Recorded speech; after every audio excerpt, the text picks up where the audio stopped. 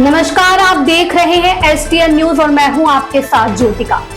खबरों के इस खास बुलेटिन में आपका स्वागत है। देश प्रदेश, राजनीति, अपराध, मौसम और जन सरोकार से जुड़ी हर बड़ी और भरोसेमंद खबर लेकर हम हाजिर। सबसे पहले डालते हैं आज की टॉप हेडलाइंस पर एक नजर। हर शुक्रवार डेंगू परवार, स्वास्थ्य दलों ने खाली पड़े प्लॉटों का निरीक्षण किया। रोटरी को युवाओं में सामाजिक जिम्मेदारी का भाव जगाना चाहिए, बोले पंजाब के राज्यपाल। मानवाधिकार मंच की स्कूलों की जांच संबंधी विशेष बैठक, डॉक्टर खेड़ा ने कहा। श्री गुरु ग्रंथ साहिब अध्ययन फैकल्टी के डीन डॉक्टर हरदेव सिंह की पुस्तक नारद भक्ति सूत्र लोकार्पित।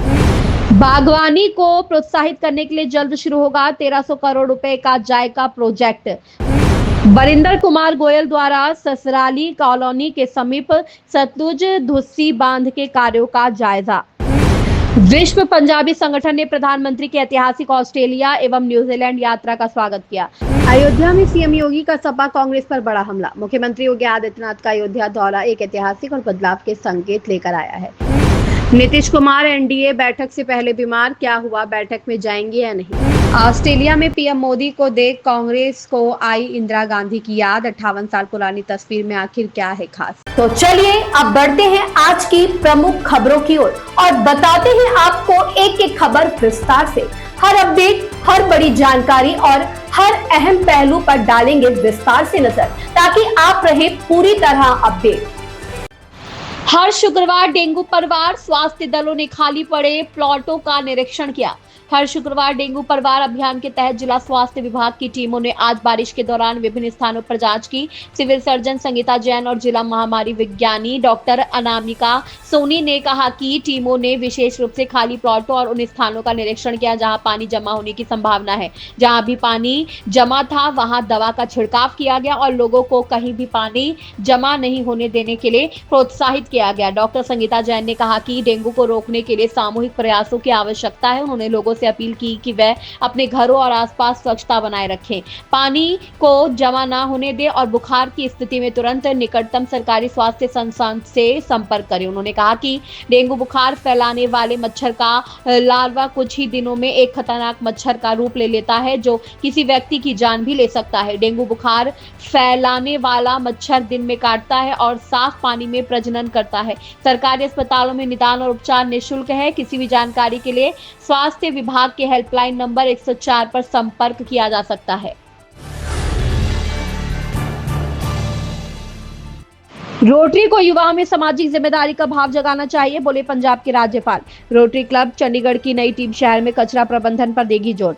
आज CII में रोटरी क्लब ऑफ चंडीगढ़ की नई टीम के अधिष्ठापन समारोह को संबोधित करते हुए पंजाब के राज्यपाल श्री गुलाब चंद कटारिया ने रोटेरियंस से कहा कि वह आज के युवाओं से सेवा के माध्यम से सामाजिक जिम्मेदारी और नेतृत्व की भावना जगाए, साथ ही ग्रामीण व वंचित वर्गों तक पहुंचे। उन्होंने अध्यक्ष टीना अवनिंदर विर्क के नेतृत्व में नई टीम को बधाई दी। यह क्लब 1958 से शहर में समुदाय की सेवा कर रहा है और अब इसकी बागडोर नई टीम संभालेगी। राज्यपाल ने रोटरी द्वारा वर्षों से किए गए उत्कृष्ट कार्यों की सराहना की और कहा कि युवाओं में राष्ट्र निर्माण की भावना जगाने की जरूरत है ताकि वह सकारात्मक सामाजिक बदलाव लाने में सक्रिय भागीदारी बना सके। अध्यक्ष टीना विर्क ने बताया कि क्लब कई पहल करेगा जिनमें प्लास्टिक कचरे से वर्टिकल गार्डन बनाना, ई वेस्ट, कपड़ा व गीले कचरे का प्रबंधन, लड़कियों को शिक्षा, छात्रवृत्ति और सेक्टर 38 वेस्ट में मियावाकी वन विकसित करना शामिल है।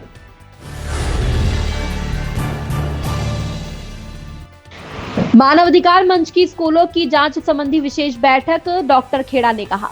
मानवाधिकार मंच द्वारा जिला शहीद भगत सिंह नगर में जिला इकाई द्वारा स्कूलों में गरीब मां बाप की लूट खसोट रोकने और नियमों संबंधी जांच करवाने के लिए बैठक Vaid Balvir Singh chairman medical cell की अध्यक्षता में आयोजित की गई, जिसमें संस्था के राष्ट्रीय अध्यक्ष डॉक्टर जसवंत सिंह खेड़ा, जसकरण सिंह सेक्रेटरी और राष्ट्रीय संरक्षक doctor Ramji Lal, personal secretary हुसन लाल सूंड और पद्ममान चेयरमैन जयपुर राजस्थान विशेष तौर पर पहुंचे हुए थे। इस मौके पर डॉक्टर खेड़ा ने बोलते हुए कहा कि पंजाब में निजी स्कूलों को 25% गरीब बच्चों को पढ़ाने के लिए मुख्य निर्देश राइट टू एजुकेशन एक्ट के तहत जारी किए गए हैं। इसके तहत सरकार ने कुछ आवश्यक नियम बनाए हैं जिनमें 25% 25% सीटें आरक्षित। हर निजी स्कूल को अपनी नर्सरी या पहली कक्षा में 25% सीटें गरीब और आर्थिक रूप से कमजोर वर्ग के बच्चों के लिए आरक्षित रखनी होती है। मुफ्त शिक्षा इन बच्चों से कोई भी फीस नहीं ले सकते।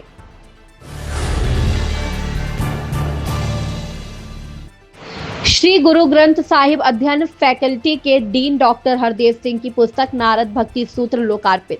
श्री गुरु ग्रंथ साहिब विश्वविद्यालय श्री फतेहगढ़ साहिब में एक विशेष समागम के दौरान श्री गुरु ग्रंथ साहिब अध्ययन फैकल्टी के डीन डॉक्टर हरदेव सिंह की पुस्तक नारद भक्ति सूत्र संगत को समर्पित की गई। इस अवसर पर कुलपति प्रोफेसर प्रीतपाल सिंह ने कहा कि भक्ति को दार्शनिक तरीके से स्थापित करने में नारद भक्ति सूत्र का महत्वपूर्ण योगदान। उन्होंने कहा कि गुरबानी और भाई गुरदास जी की रचनाओं के में भगत प्रहलाद और वेदव्यास जैसी हस्तियों को भक्ति का उपदेश देने वाले नारद मुनि का बहुत सम्मानजनक स्थान है। डॉक्टर हरदेव सिंह के प्रयासों की सराहना करते हुए उन्होंने कहा कि कर्म ज्ञान और भक्ति के मार्गों में भक्ति पथ को सर्वश्रेष्ठ माना गया है। इस अवसर पर डीन एकेडमिक मामलों के प्रोफेसर सुखविंदर सिंह बिलिंग ने लेखक को बधाई दी और आशा व्यक्त की कि ये कार्य धर्म और दर्शन पर पंजाबी में अध्ययन और शोध करने वाले शोधकर्ताओं के लिए बहुत मददगार साबित होगा। इस अवसर पर डॉक्टर हरदेव सिंह ने कहा कि नारद मुनि द्वारा सदियों पहले रचित यह सूत्र वर्ण आश्रम में स्वतंत्र आध्यात्मिक मार्ग के दर्शन को प्रस्तुत करता है।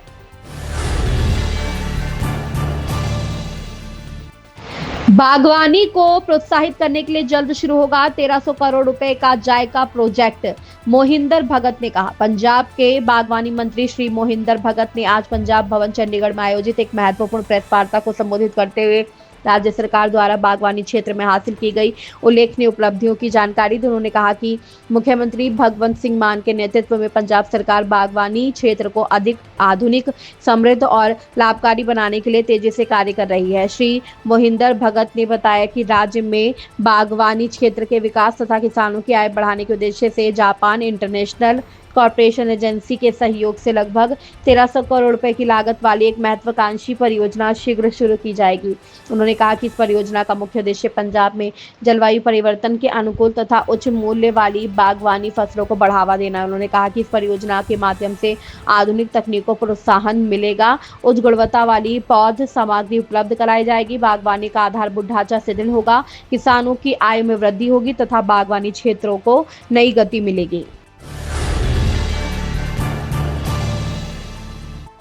वरिंदर कुमार गोयल द्वारा ससराली कॉलोनी के समीप सतलुज धुस्सी बांध के कार्यों का जायजा।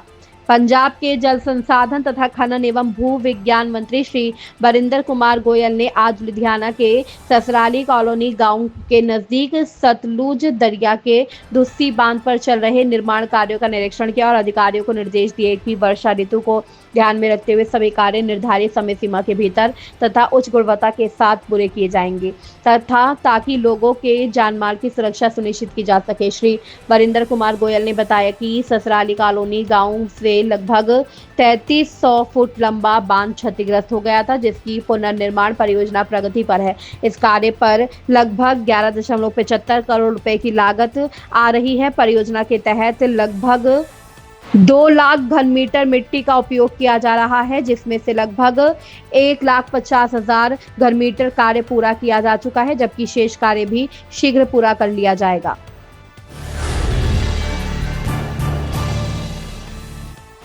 विश्व पंजाबी संगठन ने प्रधानमंत्री की ऐतिहासिक ऑस्ट्रेलिया एवं न्यूजीलैंड यात्रा का स्वागत किया। विश्व पंजाबी संगठन ने अपने अंतर्राष्ट्रीय अध्यक्ष डॉक्टर विक्रमजीत सिंह साहनी के नेतृत्व में माननीय प्रधानमंत्री श्री नरेंद्र मोदी जी की ऐतिहासिक ऑस्ट्रेलिया एवं न्यूजीलैंड यात्रा के दौरान भारतीय प्रवासी समुदाय से जुड़े कार्यकर्ताओं को पूर्ण समर्थन प्रदान किया। इस यात्रा के उपलक्ष्य में WPO ने प्रमुख मीडिया आउटरीच कार्यक्रमों का आयोजन किया, जिसमें ऑस्ट्रेलिया के द हेराल्ड सन में विशेष विज्ञापन तथा न्यूजीलैंड हेराल्ड में 2 पूर्ण पृष्ठ विशेष परिशिष्ट प्रकाशित किए गए। इन प्रकाशनों के माध्यम से प्रधानमंत्री की यात्रा तथा भारत ऑस्ट्रेलिया एवं भारत न्यूजीलैंड के बढ़ते रणनीतिक संबंधों को प्रमुखता से उजागर किया गया। डॉक्टर विक्रमजीत सिंह साहनी ने कहा, प्रधानमंत्री की इस यात्रा ने न केवल भारत और उसके सशक्त प्रवासी भारतीय समुदाय के बीच संबंधों को और मजबूत किया है, बल्कि व्यापार, निवेश, प्रौद्योगिकी एवं महत्वपूर्ण खनिज क्षेत्रों में रणनीतिक सहयोग को भी नई गति प्रदान की है। अयोध्या में सीएम योगी का सपा कांग्रेस पर बड़ा हमला। मुख्यमंत्री योगी आदित्यनाथ का अयोध्या दौरा एक ऐतिहासिक और बदलाव के संकेत लेकर आया है। बीकापुर में आयोजित विशाल जनसभा में उन्होंने अयोध्या के विकास को नई ऊंचाइयों पर पहुंचाने के लिए 432 करोड़ रुपए की कई विकास परियोजनाओं का उद्घाटन किया। इस मौके पर उन्होंने पूर्व मंत्री मुन्ना सिंह की प्रतिमा का अनावरण भी किया, जिससे स्थानीय जनता में उत्साह का माहौल बन गया। सीएम योगी ने अपने भाषण में कहा कि अयोध्या लंबे समय तक विकास से दूर रही, लेकिन अब नई दिशा में आगे बढ़ रही है। उन्होंने विपक्ष पर तीखा प्रहार करते हुए कहा कि सपा और कांग्रेस की सरकारों ने अयोध्या के साथ साथ पूरे देश की सांस्कृतिक विरासत को नुकसान पहुंचाया। उन्होंने कहा कि हनुमानगढ़ी में नमाज पढ़वाने का कार्य किया गया, जो कि देश की परंपराओं और सांस्कृतिक मूल्यों के खिलाफ है। योगी ने जनता से कहा, क्या कभी दिल्ली की जामा मस्जिद में कोई नुकसान हनुमान चालीसा पढ़ सकता है? यह सब उनके पाप है। मुख्यमंत्री ने यह भी स्पष्ट किया कि जब श्रद्धा और मंशा साफ हो तो विकास अपने आप होता है। उन्होंने कहा कि आज अयोध्या में प्रभु श्री राम की कृपा और हनुमान जी के आशीर्वाद से उनके अनेक परियोजनाएं पूरी हो रही है। उन्होंने बताया कि पहले अयोध्या का हवाई अड्डा नहीं था, लेकिन अब यह पूरे देश और दुनिया से जुड़ चुका है। नीतीश कुमार एनडीए बैठक से पहले बीमार, क्या हुआ, बैठक में जाएंगे या नहीं? नीतीश कुमार जब राष्ट्रीय जनतांत्रिक गठबंधन में नहीं थे तो वह बार बार बीमार पड़ रहे थे। उनके मेडिकल बुलेटिन तक की मांग तत्कालीन विपक्ष यानी भाजपा की ओर से की जा रही थी। लोकसभा चुनाव से पहले भी उन्हें थोड़ा बीमार बताया जा रहा था। हालांकि तब विपक्षी राष्ट्रीय जनता दल ने भी इसी तरह की मांग की थी। बिहार विधानसभा चुनाव के समय एक बार फिर हल्ला उठा था कि नीतीश कुमार बीमार हैं, लेकिन वह पूरी तन्मयता के साथ चुनाव प्रचार में उतरते थे।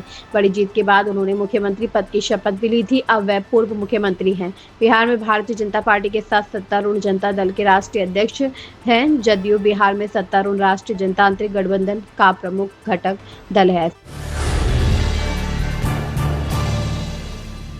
ऑस्ट्रेलिया में पीएम मोदी को देख कांग्रेस को आई इंदिरा गांधी की याद। 58 साल पुरानी तस्वीर में आखिर क्या है खास? प्रधानमंत्री नरेंद्र मोदी ने ऑस्ट्रेलिया दौरे के बीच कांग्रेस के राज्यसभा सांसद जयराम रमेश ने पूर्व प्रधानमंत्री इंदिरा गांधी की 2 तस्वीरें साझा की, जिसमें दिखाया गया है कि कैसे इंदिरा गांधी विदेश में अन्य समझौतों के साथ प्रकृति प्रेम दिखाती थी। वह जानवरों से अपना स्नेह दिखाती थी, वन्य जीवों और प्रवासी पक्षियों की सुरक्षा के लिए आवाज उठाती थी। प्रधानमंत्री नरेंद्र मोदी के ऑस्ट्रेलिया दौरे के बीच कांग्रेस पार्टी को पूर्व प्रधानमंत्री इंदिरा गांधी की याद आई है। कांग्रेस के राज्यसभा सांसद जयराम रमेश ने पूर्व प्रधानमंत्री इंदिरा गांधी के 1968 और 1981 के ऑस्ट्रेलिया दौरे को याद करते हुए 2 तस्वीरें शेयर की हैं। इन तस्वीरों में इंदिरा गांधी को 2 प्यारे वन्य जीव प्राणी के साथ प्रेम दिखाते हुए देखा जा सकता है। पहली तस्वीर 1981 की है, जिसमें इंदिरा गांधी कंगारू को खाना खिलाते दिख रही है। वहीं दूसरी तस्वीर 1968 की है, जिसमें इंदिरा गांधी तारोंगा जू में कोयला के साथ नजर आ रही है। जयराम रमेश ने इस तस्वीर के जरिए बताने की कोशिश की है कि इंदिरा गांधी विदेशों में अपनी कूटनीति दिखाने के साथ प्रकृति प्रेम को भी दर्शाती है। यह थी आज की सभी प्रमुख खबरें। उम्मीद है आप तक दिन भर की हर अहम जानकारी हम पहुंचा पाए। अगर आपको हमारा यह बुलेटिन पसंद आया हो तो वीडियो को लाइक करें, अपने दोस्तों के साथ शेयर करें और STN न्यूज को सब्सक्राइब करना ना भूलें, ताकि हर बड़ी और सटीक खबर सबसे पहले आप तक पहुंचती रहे। फिलहाल के लिए मुझे दीजिए इजाजत। धन्यवाद।